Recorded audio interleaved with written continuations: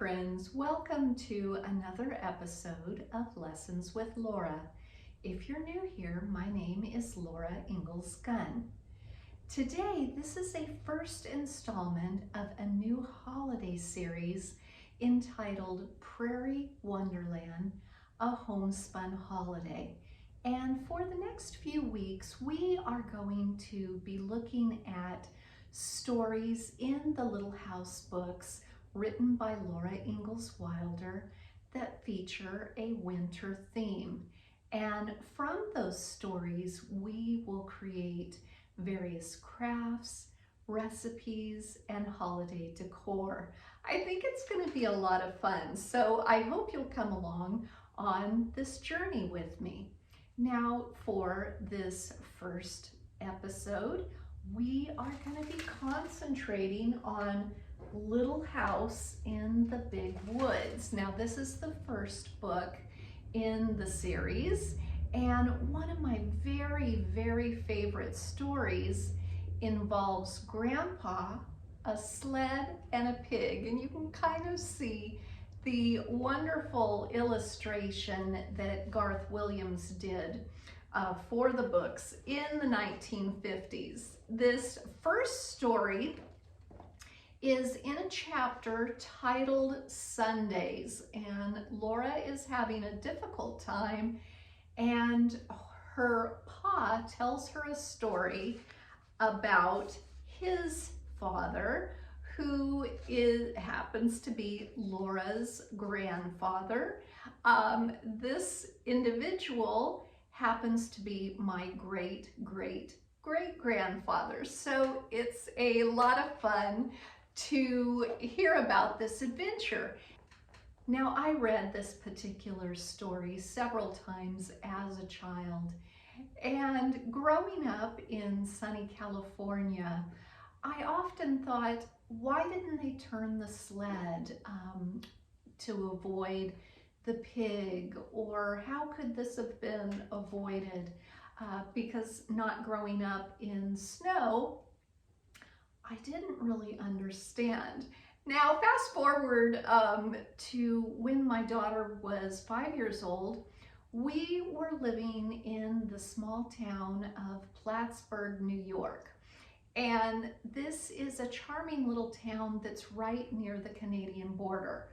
So it got lots of snow. And we had purchased a sled that you may have seen in the opening segment. And after a wonderful snowfall in early November, we decided that we were going to take this antique sled over to a hill, and we went along with some of our neighbors, my friend Petra and her daughter Alicia, who was the same age as my daughter. And we walked up to the top of the hill. And Petra had brought along her own sled, and she was the first to go. And she stopped well before where the pond started of this particular area that we were sledding in. And so I thought it was going to be safe. Well, what I didn't know is different styles of sleds can go faster or more slow. And I put myself in the back and my daughter on the front of the sled, and we pushed off.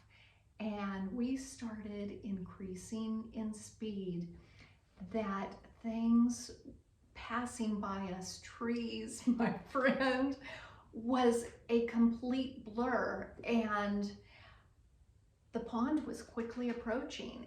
I had no idea if it was frozen over yet. You know, we had had a few winter storms. I was having an absolute panic, and as this is going through my mind, I didn't have time to even react. This was all occurring in maybe 1 to 2 seconds. It was that fast. Luckily, we did glide right over this pond and tumbled in a big snow heap on the opposite side of the pond, and soon I'm hearing Petra running down the hill after us saying, "Oh my goodness, Laura, Laura, there was nothing I could do to stop you." And so in looking at the story as an adult, I just kind of chuckle because it's absolutely possible that these three boys were on a sled and the pig could not be avoided. So I hope you'll enjoy this reading of the story of Grandpa's sled and the pig. So this story begins with Grandpa and his brothers, James and George, having just completed the construction of a new sled. And because it was Sunday, they were not supposed to ride the sled. And this was very hard for three little boys. The sun shone brightly and the snow was smooth and glittering on the road. They could see it through the window. It was a perfect day for sliding downhill. They looked at their catechism and they thought about the new sled, and it would seem that Sunday would never end. After a long time, they heard a snore. They looked at their father and they saw that his head had fallen against the back of his chair and he was fast asleep. Then James looked at George, and James got up from the bench and tiptoed out of the room through the back door. George looked at Grandpa, and George tiptoed after James. And Grandpa looked fearfully at their father, but on tiptoe he followed George and left their father snoring. They took their new sled and went quietly up to the top of the hill. They meant to slide down just once. Then they would put the sled away, slip back to their bench and the catechism before their father woke up. James sat in front on the sled, then George, and then Grandpa, because he was the littlest.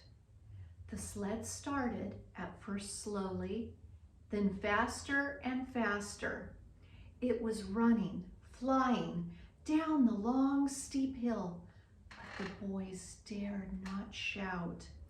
They must slide silently past the house without waking their father.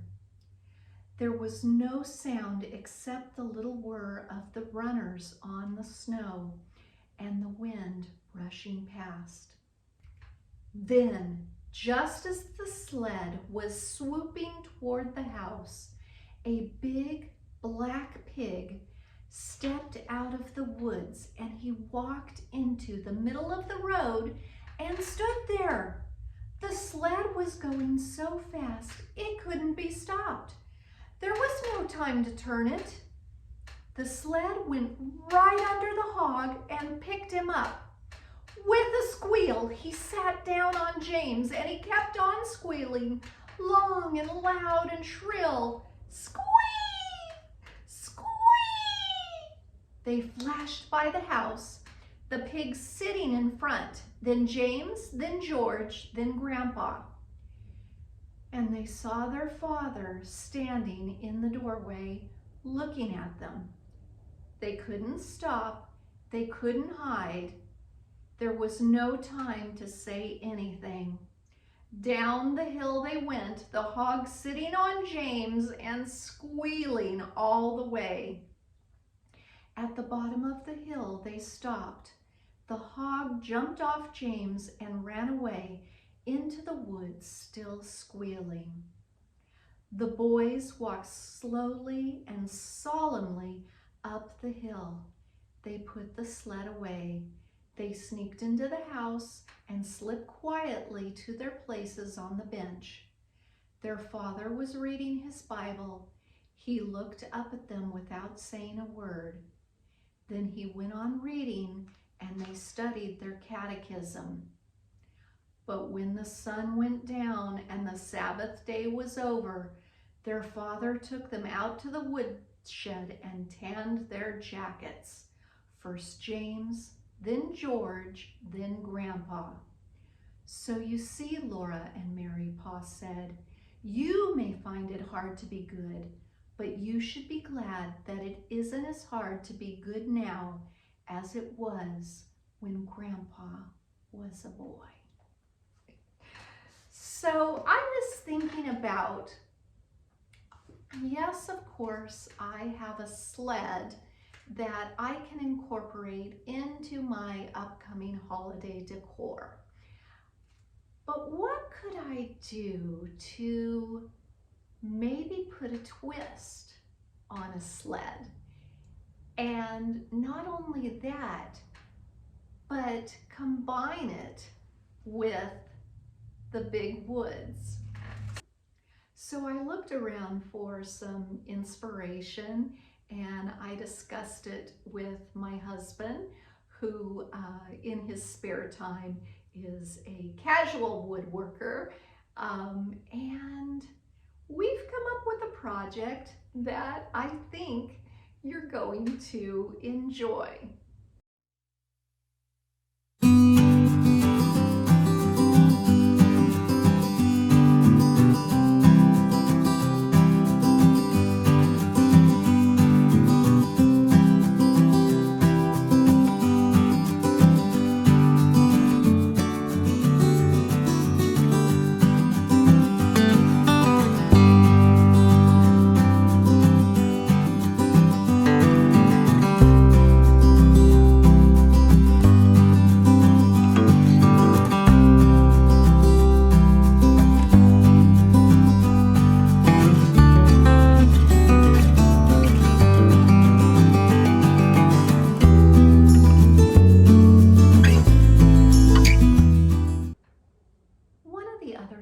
That I love about the Little House books is how Laura so wonderfully describes the food that they ate. And in Little House in the Big Woods, the book actually opens with the harvest. It's harvest time, and you can see that illustration on this side. And that's actually perfect for this time of year. Next week in America, we will be joining our family to celebrate the harvest on Thanksgiving. And so I was thinking about what might be a wonderful recipe that you could make and incorporate in some of your possible side dishes, where you maybe have a side dish with your turkey dinner, or if you prepare a special breakfast. And in this first chapter, which is all about the little house in the big woods, it talks about Mom making homemade sausage. And the wonderful thing about that is you can use sausage in so many ways. It's an excellent fast food if you make it into the sausage balls that this particular story describes, but you can also brown it up to crumble to add to your cornbread stuffing or your bread dressing that you might use as a side dish.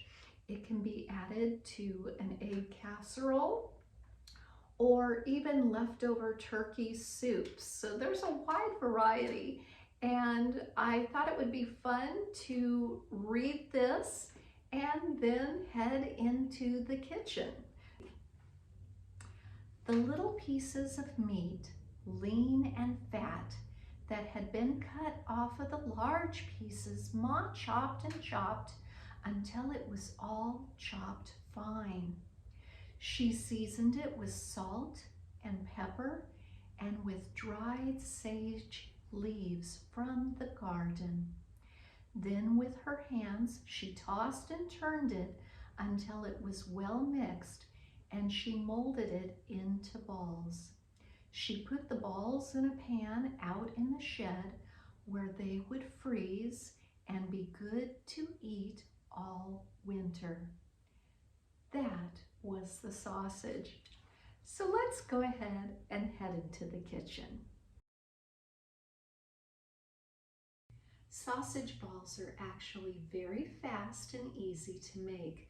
They're also a perfect recipe if you would like to involve children in the cooking process.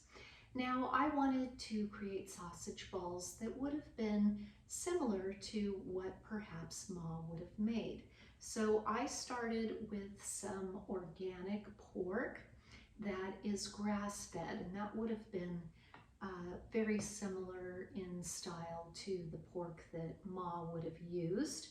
But I imagine you could use any type of ground meat that you wished. Even if you are a vegetarian, you could possibly use some plant-based ingredients for that.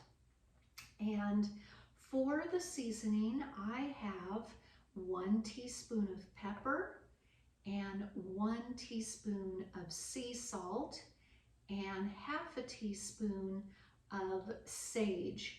Now, the salt and pepper measurements, that's to my taste. You might want a little bit more. You might want a little bit less. I also have an organic egg, which will act as a binder. It will keep everything together.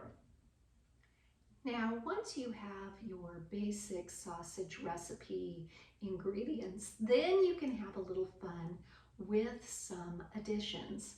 And in the past, I have used peeled and chopped sweet potatoes, peeled and chopped russet potatoes. I've even added in a little zucchini. But for a farmer boy touch, I thought it would be fun to add some diced apple as well as some yellow onion. And so the first thing that we're going to do is we're going to caramelize these 2 ingredients. I'm going to add some olive oil to a pan over on the stove. So let's head over to that area. I put about half a teaspoon of olive oil into the pan. You can also use butter if you would prefer that. And then I've added in my apples and onions, and I'm going to cook those over medium to low heat for about 10 minutes until they start to caramelize. My stovetop and oven is all electric, and it's cooled by a fan that is quite loud. So once I turn it on, you'll definitely hear it. So I am just going to let that warm and cook for about 10 minutes. And while we're doing that, we're going to head back over to the kitchen island to mix up the other ingredients. For this process, you'll definitely want to make sure that your hands are clean. So you're just going to put your pork into a bowl, and then you're going to add your salt and your pepper and your sage and your egg.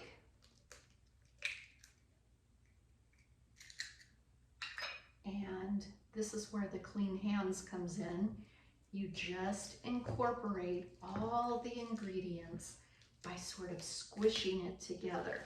This is the part that I hate, but the children seem to love. So that's why I say incorporate your kids. So just really mix it together. And this takes about 1 minute to get all the spices incorporated. And then we'll just wait until the apples and onions are finished cooking. And then we'll add that mixture into the sausage, and then we can start forming our sausage balls, and that's it. Then they can either go into the freezer or the oven. I wish that there was smell-o-vision because these apples and onions smell incredible. And you can see how they've now been caramelized. And I put them on a plate to allow them to cool. And then I'm just gonna scoop them in. Again, you know, make sure your hands are clean. I've also turned on my oven to 350 degrees. And now we're just gonna incorporate the apples and onions into our sausage mixture. It doesn't take as long as, oh, and there's our oven. Our oven is all ready. So what I am gonna do is I'm gonna start taking maybe about, 1 tablespoon. See that size? And I have a tray that I have lined with parchment paper. I'm just gonna start making the little balls. Just forming them. You know, you just kind of, if you remember Play-Doh as a kid, you'll want to recall your Play-Doh skills. And at this point, I'm going to bake mine, but you can place them into the freezer until they are frozen and then take them off of the cookie sheet and put them into a container that is freezer safe. So whether it be, you know, some Tupperware or a Ziploc bag, and then you have them at the ready whenever you need them. Also, if you wanted, as we were talking about earlier, to add them to an egg casserole, you would take this mixture and put it in a pan and just brown it like you would, say, ground beef for spaghetti or ground turkey for tacos. And it keeps in the refrigerator in a covered container for anywhere from 5 to 7 days. I usually make a batch of these on Sunday, and that carries me through the entire week. And again, this is just something you can grab and go with these. If I'm running late for work, you know, I just pop 2 on a plate with a paper towel and put it in the microwave for 1 minute, and they warm up beautifully. This is after they've been cooked in the oven, of course. And we're almost done. So I am going to stop and put these in the oven, and then I will share a finished photo of the sausage balls plated, but they're absolutely delicious. And if you by chance try the recipe, you can always send me an image or a comment through direct message on Instagram. I am also on Facebook through my website, Decor to Adore, and of course on my website there's going to be a post linked down below with a recipe card if you want to be able to attach a pin to Pinterest so you can easily recall it later. So I'll have all of that on my website, and it's linked below. You just click on it and it automatically takes you there. So I hope you create these. If you do, definitely let me know if you enjoyed them. Thank you so much for joining me on this first installment of Prairie Wonderland. I will be back next week with another episode that features a craft recipe, reading, and maybe something else. You'll have to wait and see which book I pull the story from next. And if you'd like to be notified of when the video is uploaded, just click on the subscribe button that is in the lower hand corner of the video. And as always, I appreciate a thumbs up and comments. Those help the video to be seen and enjoyed by more people. There are some additional images, details, and a recipe card from today's episode that can be found on my website, Decor to Adore, and I've linked below to it down in the description box. Thank you so much for joining me today.